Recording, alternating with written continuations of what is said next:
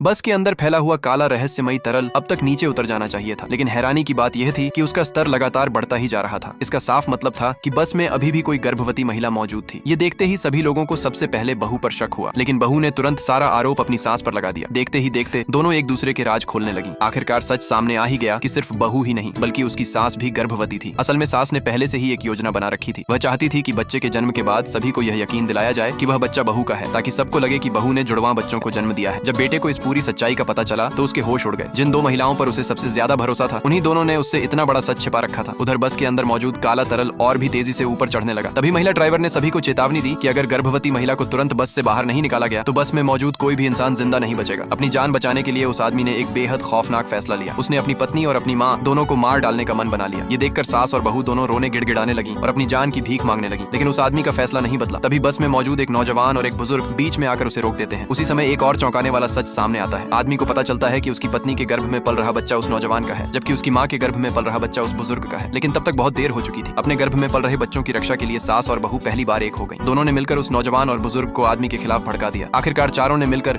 उसी आदमी की जान ले ली। ये सब देखकर महिला ड्राइवर ताली बजाने लगी। उसे भी यकीन नहीं हो रहा था कि सिर्फ अपनी जान बचाने के लिए एक पत्नी अपने पति की मौत का कारण बन सकती है और एक माँ अपने ही बेटे को मरवा सकती है। अब उसके पास इन सभी के अपराधों का पूरा सबूत था, इसलिए उसने तय कर लिया कि अब इन लोगों को उनके की सजा जरूर मिलेगी। बस में बैठे बाकी लोग उसकी बात समझ ही नहीं पा रहे थे, लेकिन अगले ही पल जब उन्होंने ध्यान से देखा तो पता चला कि लाल कपड़ों में दिखाई देने वाली डरावनी चुड़ैल जैसी महिला असल में एक साधारण ऑफिस में काम करने वाली महिला थी, जिसने सिर्फ अपना भेष बदला हुआ था। तभी सभी को समझ आया कि वे शुरू से ही धोखे में थे। सच तो यह था कि उस महिला ने किसी भी तरह की अलौकिक शक्ति का इस्तेमाल नहीं किया था। उसने केवल सम्मोहन और मानसिक भ्रम पैदा करने वाली तकनीकों का सहारा लिया था, जिसकी वजह से सभी को डरावनी आवाजें सुनाई देने लगी और उन्हें काला तरल सचमुच दिखाई देने लगा, जबकि हकीकत में न कोई भूत था और न ही कोई काला तरल। ये सब उनके दिमाग का भ्रम था। इसी डर की वजह से उन्होंने खुद अपने हाथों एक इंसान की जान ले ली। इसके बाद उस महिला ने बस में लगे सीसीटीवी कैमरे की रिकॉर्डिंग सबके सामने दिखाते हुए कहा कि अभी जो कुछ भी हुआ है उसका एक एक पल कैमरे में रिकॉर्ड हो चुका है। ये सुनते ही सास और बहू गुस्से से आग बबूला हो गई। दोनों ने महिला पर आरोप लगाया कि वह उन्हें ब्लैकमेल करके पैसे ऐंठना चाहती है, लेकिन महिला ने साफ शब्दों में इस आरोप से इनकार कर दिया। जब सभी लोग उसकी असली मंशा को समझने की कोशिश कर रहे थे, तभी उसने इस पूरे खेल के पीछे छिपी असली सच्चाई सबके सामने उजागर